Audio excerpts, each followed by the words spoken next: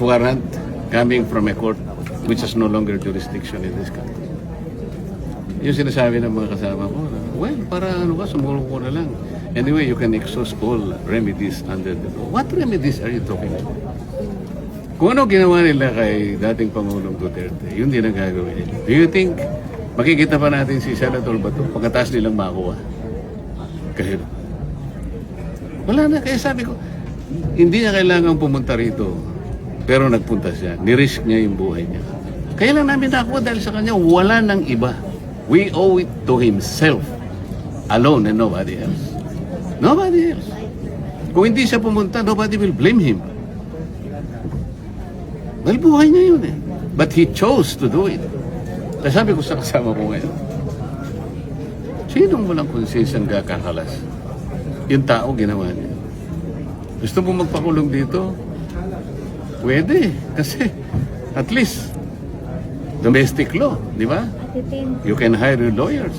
Pwede kang makita ng kamag-anak mo, ng asawa mo, ng pamilya mo. Sa dihig. Sino tutulong sa iyo doon?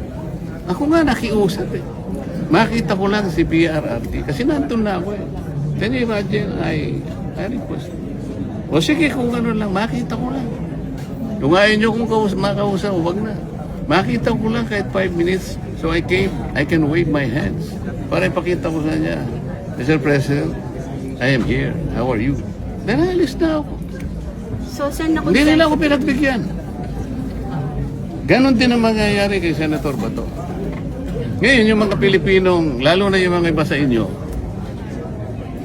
I'm sorry to tell this, lalo na yung mga iba sa inyo, hindi naman lahat, nabayaran. Kailangan sabihin ko to. Akala nila yung warrant of arrest can be enforced.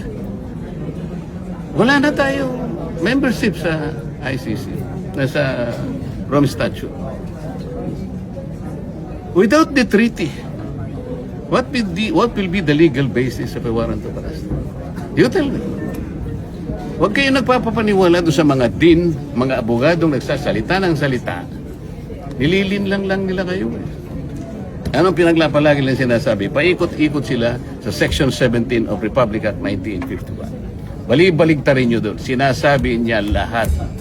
Gagawin mo lang. Isurrender mo or blah blah blah in accordance with extradition laws and treaties. Meron tayong extradition law? Wala. Meron tayong treaty? Wala. Anong basis ng warrant of arrest? As simple as that. Is there an automatic domestic instrument that will bind our country with that of ICC? You tell me.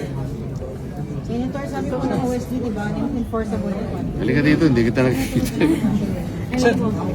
Sen, after nung what happened on Wednesday, sa tingin mo na solidify lalo yung majority? Na-solidify yung samahan ng 13. After nung what happened? At nakonsensya ba si Senator Miken? I don't know. Sinabi ko lang yun because yun ang totoo eh. Sabi ko nga, ito lamang ang takeover na walang blessing sa Malacanang. Lahat ng takeover may blessing. Pero ito, hindi nila alam to.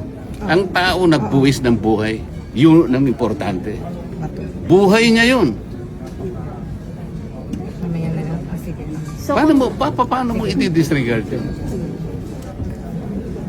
kaya ba Kaya mas masahol pa kay Judas yung maghuhudas sa amin. So, nakonsensya si Senator Mix kaya Wala akong sinasabi. Wala akong sinasabi. Tama na po, okay naman. Teka. Ano? Sige, ano? Hindi, sabi kanina po ni Senator Mix yun nga parang nakonsensya siya. Hindi na gusto yung nangyari sa Hindi, wala kami pag-uusap na gano'n. Huwag na kayo magbanggit ng kung sino. Sinabi ko lang yun sa grupo namin. Hindi namin kagrupo ni Senator Mix. Okay? Sir, sorry, yung nangyari po nung Wednesday, nandito din kayo, sir, di ba? Nung nagputukan. Oo, kaya lang. Nakaupo ako ron. Nag-iisip, bakit kaya nangyari? Nalulungkot ako. Sabi ko, bakit kaya nangyari sa bansa namin ito? Pagkatapos, sari-sari kami raw ang nag-instigate. Kayo ba na? Sino ba ang gaano kayaman ang imagination ng isang tao na kami gagawa, no? nagko-caucus kami, in-extend namin ang caucus dahil ang sabi nila darating, tumawag ang House of Representatives. Totoo naman na diniliver nila, sinabit nila yung articles of impeachment. So habang nagbi-briefing kami, hindi pa kami gaano nakakalahati. Bigla nga may putukan na ganito. Diyos ko ka. Natakot din kayo. Hindi ako natakot, nalungkot ako para sa aking bansa. Kailangan bang mangyari? Why? Sir, was the Senate really under attack during that time? What do you think? Kailangan pang nandun yung mga elemento na yun? At sasabihin pa, meron daw, may kinukuha susi daw yung ganito. Kung merong problema, bakit hindi ang National Police ang tawagin? Bakit ang DI? Unang-una, anong ginagawa ni Trillanes? Bakit siya magsaset? Palagay mo may warrant of arrest. Palagay mo lang. Why is Trillanes the one serving the warrant of arrest? Did you ever ask him? Wala na. Nanonood ako sa inyo. Wala man lang nagtanong sa inyo eh. Sir, ano ba bang authority niyo? Ba't kayo po yung nagsaserve? Did you ever ask him? Wala. Tinanong naman, sir. Oh, ano sagot niya? Ang sagot niya, nandito daw siya kasi in answer to, ano daw po yun, sabi, challenge daw kasi ni Senator Bato. Pag sinabi ni Senator Bato na kumain siya ng tayo, kakain siya ng tayo?